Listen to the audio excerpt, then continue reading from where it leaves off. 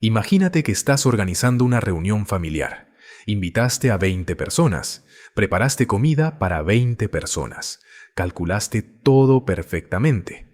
Y 2 horas antes de que lleguen los invitados, tu cuñado te llama y dice con esa voz casual que te hiela la sangre: Oye, espero que no te moleste, pero invité a unos amigos también. No son muchos. Y cuando preguntas cuántos son no muchos, resulta que son 40 personas más. 60 personas en total. Con la comida que tienes para 20. Ese pánico que sientes en ese momento, ese cálculo frenético de cómo vas a resolver lo irresoluble, esa mezcla de querer ser hospitalario y al mismo tiempo saber que matemáticamente es imposible. Eso es aproximadamente una fracción de lo que los apóstoles sintieron aquel día junto al mar de Galilea, excepto que ellos no tenían 60 personas, no tenían 15,000. El texto diario para este sábado 14 de febrero del año 2026, Mateo 14:16, nos lleva a uno de esos momentos en la vida de Jesús que resulta más humano y más extraordinario cuanto más lo examinas. No hace falta que se vayan, denles de comer ustedes. 12 palabras que debieron haber sonado completamente absurdas a los oídos de los apóstoles.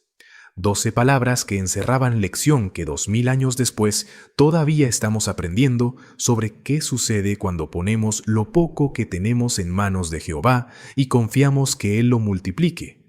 Pero antes de llegar al milagro, necesitamos sentarnos en el problema, porque es fácil leer este relato sabiendo el final y perder completamente la desesperación del momento.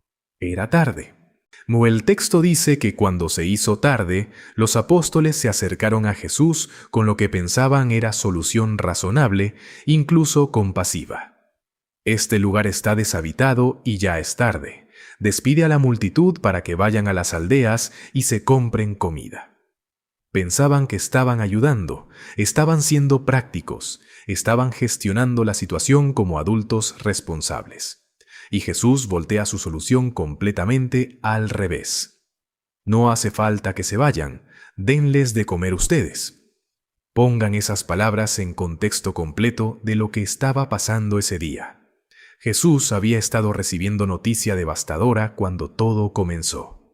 Mateo 14 comienza con la muerte de Juan el Bautista, su primo, su precursor, su amigo. Herodes lo había mandado decapitar. Y cuando Jesús recibió la noticia, Mateo dice que se retiró de allí en una barca a un lugar deshabitado para estar a solas. Quería soledad, necesitaba soledad, acababa de perder a alguien que amaba, pero las multitudes lo siguieron a pie desde las ciudades. No respetaron su duelo, no leyeron las señales de que necesitaba espacio. Lo siguieron porque lo necesitaban, porque estaban enfermos, porque tenían hambre de lo que solo Él podía dar. Y el texto dice algo que revela el carácter de Jesús más que casi cualquier otra cosa en los evangelios. Cuando bajó de la barca, vio una gran multitud y le dio compasión y sanó a sus enfermos. No explotó de frustración, no les dijo que volvieran mañana porque hoy había tenido día difícil. No usó su dolor personal como razón para cerrar su corazón. Vio la necesidad, sintió compasión y se entregó completamente.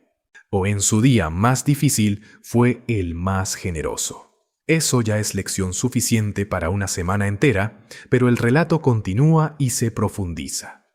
Para cuando llegó la tarde, Jesús había estado enseñando y sanando durante horas. Las personas que lo habían seguido desde las ciudades no habían comido. Los apóstoles, que probablemente también tenían hambre y agotamiento después de día tan intenso, hacen su cálculo razonable. Despide a la gente, que cada quien busque su comida. Nosotros no podemos resolver este problema, y Jesús dice: denles de comer ustedes. Felipe respondió con lo que cualquier persona racional respondería: 200 denarios de pan no bastarían para que cada uno de ellos recibiera aunque sea un poco. 200 denarios era el salario de 200 días de trabajo, casi 7 meses de jornal. No tenían eso. Y aunque lo hubieran tenido, la logística de conseguir esa cantidad de pan en un lugar deshabitado al atardecer era imposible. Pero Jesús no les preguntó cuánto dinero tenían, les preguntó cuánto pan tenían, y ahí entra Andrés con la respuesta más honesta. Aquí hay un niño que tiene 5 panes de cebada y 2 pescaditos. ¿Pero qué es eso para tanta gente? Detengámonos en ese niño porque creo que nos apresuramos demasiado a llegar al milagro sin apreciar lo que representa este pequeño personaje anónimo. Nadie sabe su nombre. El Evangelio no lo da. Era probablemente un niño del pueblo, de familia humilde, lo sabemos por el tipo de pan que llevaba. Pan de cebada, no pan de trigo, que era más fino y más caro. Pan de cebada, que era lo que comía la gente pobre. Y 2 pescaditos, probablemente salados y secos. El tipo de comida que las familias trabajadoras llevaban como provisión cuando salían de viaje porque era barata, duraba y no requería preparación. Este niño había salido de casa esa mañana con su almuerzo humilde, con lo suficiente para él. Quizás su madre se lo había preparado, quizás era todo lo que tenían en casa para ese día. Y cuando los apóstoles andaban buscando entre la multitud si alguien tenía algo de comer, este niño levantó la mano o simplemente ofreció lo que tenía. Piensen en lo que eso significa. 15,000 personas aproximadamente. Y cuando se preguntó si alguien tenía comida, la única respuesta que aparece en el relato es un niño con pan de cebada y pescado seco. Lo que significa que o todos los demás no tenían nada, o todos los demás decidieron que lo poco que tenían no valdría la pena mencionarlo porque no iba a hacer la diferencia. Y ese niño, sin entender completamente las implicaciones, sin saber lo que estaba a punto de pasar, ofreció todo lo que tenía. Hay algo profundamente conmovedor en ese acto. No ofreció lo que le sobraba, ofreció su almuerzo, su comida del día, lo que era suyo, y lo puso en manos de Jesús. Y ahora viene algo que el estudio menciona y que merece más reflexión de la que usualmente le damos. Antes de hacer cualquier cosa con ese pan y esos pescados, Jesús dio gracias a su Padre, en medio de necesidad, con 15,000 personas esperando, con apóstoles nerviosos mirándolo, con recursos que eran ridículamente insuficientes para el problema. Jesús pausó y agradeció. No fue una oración vacía. No fue reconocimiento genuino y profundo de que todo lo que estaban a punto de recibir, incluyendo los 5 panes y 2 pescados aparentemente insuficientes, venía de Jehová. El estudio dice algo hermoso sobre esto. Fue muy apropiado que lo hiciera, porque en realidad fue Dios el que proporcionó la comida. Pensemos en cuántas veces comemos sin ese reconocimiento. ¿Cuántas veces nos sentamos a la mesa, vemos la comida y comenzamos a comer sin detenernos a reconocer que absolutamente todo lo que está en esa mesa llegó ahí porque Jehová lo hizo posible? La lluvia que hizo crecer los cultivos, la tierra que produjo el grano, las manos que trabajaron para cosechar, la cadena interminable de provisión divina que convierte semilla en pan. Jesús no tomó nada de eso por sentado, aunque tenía poder para multiplicar cualquier cosa, aunque podría haber simplemente procedido al milagro sin pausar, eligió dar gracias primero. Eligió reconocer públicamente que Jehová era la fuente. Y el estudio dice que eso nos recuerda que debemos seguir el ejemplo de Jesús y orar antes de comer, sea que estemos solos o acompañados. Hay algo específico en esa aclaración. Sea que estemos solos o acompañados. Porque es fácil orar antes de comer, cuando hay familia reunida, cuando es reunión social, cuando hay testigos. Pero cuando estás solo en tu apartamento comiendo sándwich rápido entre reuniones, cuando estás en tu oficina calentando almuerzo en microondas, cuando son las 11 de la noche y comes lo que quedó porque ese fue tu día, ¿sigues reconociendo que Jehová proveyó? La oración antes de comer no es tradición religiosa, es acto de honestidad espiritual. O es decir, yo no me mantuve a mí mismo. Hay alguien que hace posible que yo tenga algo que comer hoy y quiero reconocerlo. Y enseñar eso a los hijos, como el estudio sugiere, es una de las cosas más importantes que un padre puede hacer.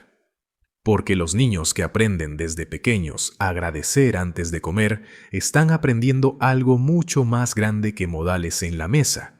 Están aprendiendo que son dependientes de Jehová para las cosas más básicas de la vida. Están desarrollando humildad fundamental que reconoce que nada de lo que tienen vino solo de su esfuerzo. Están construyendo hábito de conciencia espiritual que eventualmente permeará cómo piensan sobre todo lo que tienen. Conozco familia donde los hijos ya adultos, cuando se sientan a comer juntos, todavía hacen pausa para orar, aunque algunos tienen 20 y pico de años. Y cuando pregunté al padre cómo logró eso, me dijo algo simple. Nunca comimos sin agradecer. Ni una vez. Cuando eran bebés, yo oraba mientras los sostenía. Cuando fueron creciendo, los incluí. Nunca fue opción el dar gracias a Jehová en oración. Era simplemente lo que hacíamos como familia porque así lo hacía Jesús. Así lo hacía Jesús. Eso es exactamente lo que este relato nos muestra. Pero regresemos a la orilla del lago porque la historia continúa desarrollándose de manera que revela varias capas más de lección. Después de dar gracias, Jesús comenzó a partir el pan y a darlo a los apóstoles para que ellos lo distribuyeran. No distribuyó él mismo directamente a 15,000 personas. Involucró a sus apóstoles en el proceso. Y los mismos hombres que habían dicho, despide a la gente porque nosotros no podemos resolver esto, ahora eran los instrumentos a través de los cuales el milagro llegaba a cada persona. Hay algo deliberado en eso. Jesús podría haber multiplicado el pan y dejado que la gente viniera a tomarlo. Podría haberlo hecho aparecer frente a cada persona, pero eligió hacer pasar el pan a través de manos humanas. A través de apóstoles que minutos antes habían declarado que era imposible. Lo que estaba haciendo era más que alimentar personas. Estaba enseñando a hombres que pensaban que sus recursos eran insuficientes, que cuando Jehová está en la ecuación, la insuficiencia no es obstáculo. Estaba transformando su manera de pensar sobre lo que es posible cuando confías en lugar de calcular. Y mientras distribuían, el pan no se acababa. Los pescados no se agotaban. Cada vez que tomaban más para dar, había más. No sé cómo se sintió eso en las manos, si el pan aparecía en el momento en que la mano se extendía, si lo que tenían en brazos simplemente no disminuía sin importar cuánto repartían. Los evangelios no dan ese detalle. Pero la experiencia de ser instrumento de milagro que no podías explicar, de dar más de lo que tenías y que no se terminara, eso debió haber sido transformador de una manera que ninguna enseñanza verbal podría haber logrado. El estudio menciona también algo que usualmente pasa desapercibido en las discusiones sobre este milagro. Cuando terminaron de comer, sobró comida. 12 cestas llenas de trozos sobrantes. 12 cestas de lo que había comenzado como 5 panes y 2 pescados. Y Jesús no dijo, tírenlo. No, ya cumplió su propósito. Mandó que se recogiera. El estudio dice, posiblemente para usarla más tarde. El Hijo de Dios, que acababa de demostrar que podía multiplicar alimentos de la nada cuando era necesario, se preocupó por no desperdiciar lo que sobró. Eso dice algo sobre su carácter que es profundo y práctico al mismo tiempo. La capacidad de hacer milagros no eliminó en Jesús el sentido de responsabilidad con los recursos. No pensó, puedo crear más en cualquier momento, así que esto ya no importa. Pensó, esto fue provisto por mi Padre y merece ser tratado con respeto, no desperdiciado. Y el estudio dice que de este modo Jesús nos enseñó a aprovechar bien nuestros recursos. Vivimos en cultura de desperdicio que habría sido incomprensible para la mayoría de personas en la historia humana. Retiramos comida que no consumimos sin pensarlo. Descartamos ropa que todavía sirve porque ya no está de moda. Reemplazamos cosas que funcionan perfectamente porque salió versión nueva. Y hay cierta mentalidad que dice que si tienes los recursos para reemplazar algo, no necesitas cuidar lo que tienes. Pero Jesús, que literalmente podía crear pan de la nada, cuidó el pan sobrante, porque los recursos, aunque sean abundantes, son provisión de Jehová y merecen trato responsable. Para las familias esto tiene aplicación directa. Los hijos que ven a sus padres desperdiciar, tirar comida, romper cosas por descuido sin consecuencia, usar recursos sin cuidado, están aprendiendo actitud hacia la provisión de Jehová que eventualmente afectará cómo manejan sus propios recursos de adultos. Y los hijos que ven a sus padres cuidar lo que tienen, reparar antes de tirar, usar completamente antes de reemplazar, dar a otros lo que ya no necesitan en lugar de descartar, están aprendiendo mayordomía que honra a Jehová que proveyó. El estudio termina sugiriendo que los padres pueden repasar este relato con sus hijos para enseñarles a orar y a ser hospitalarios y generosos. Y me parece que esa es puerta de entrada perfecta para conversación que va mucho más allá del relato mismo. Imaginen sentarse con sus hijos esta noche o este fin de semana y preguntarles: ¿qué harían ustedes si tuvieran que dar de comer a 15,000 personas y solo tuvieran 5 panes y 2 pescados? Dejen que la pregunta los haga pensar. Escuchen sus respuestas. Luego lean el relato juntos. Y luego hagan otra pregunta. ¿Qué tienen ustedes que parece poco, pero que podría ser más de lo que creen si lo ponen en manos de Jehová? Esa segunda pregunta puede generar conversación de mediana o larga duración, dependiendo de la edad de sus hijos. Porque todos tenemos algo que parece insuficiente para la necesidad que vemos, tiempo que parece poco, habilidades que parecen ordinarias, recursos que parecen limitados, energía que parece escasa, y tendemos a mirar esa insuficiencia y concluir como Andrés: ¿pero qué es esto para tanta gente? El milagro de la multiplicación del pan no fue solo evento histórico de primer siglo, fue demostración de principio que sigue siendo verdad hoy, cuando lo que tienes, aunque sea poco, lo pones en manos de Jehová con fe genuina. No Él puede hacer con eso más de lo que tus cálculos humanos considerarían posible. El hermano que dice: no sé hablar bien, no puedo enseñar en reuniones, y aún así se ofrece para participar, y Jehová usa sus palabras para tocar el corazón de alguien específicamente. La hermana que dice: no tengo mucho dinero, no puedo contribuir de manera significativa, y aún así da lo que puede, y Jehová multiplica el impacto de su contribución de maneras que nunca verá en esta vida. La familia que dice: nuestra casa es pequeña, no podemos ser hospitalarios como quisiéramos.